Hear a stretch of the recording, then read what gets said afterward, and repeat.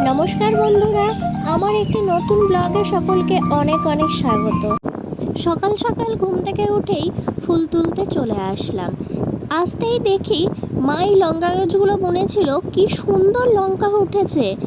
এগুলোকে বোম্বে লঙ্কা না কি বলা হয়। অনেক লঙ্কা হয়েছে, সেই লঙ্কা দেখতে দেখতে চলে আসলাম। আর রোদ ওঠার আগে ভেবেছি সব জামা কাপড়গুলো কেচে নেব। সেই মতো সমস্ত জামা কাপড় কেচে সব মিলে দিলাম।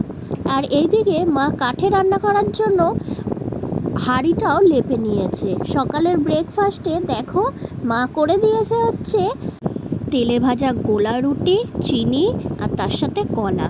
বেশি লেট না করে চলে এসেছি দুপুরের রান্নাতে। এই দেখো উনুন ধরানো হয়ে গেছে, আর এদিকে লাউ ডাল বসে গেছে, আর ঢেঁড়স ভাজা। আজকে শনিবার, সেহেতু নিরামিষ। আর রাত্রেবেলা মা একটু হরির লুটো দেবে। আর দুপুরবেলাতেই মা দেখো একটুখানি টমেটো মেখেছে, আর স্নান করে আমি রেডি। টাটা বন্ধুরা।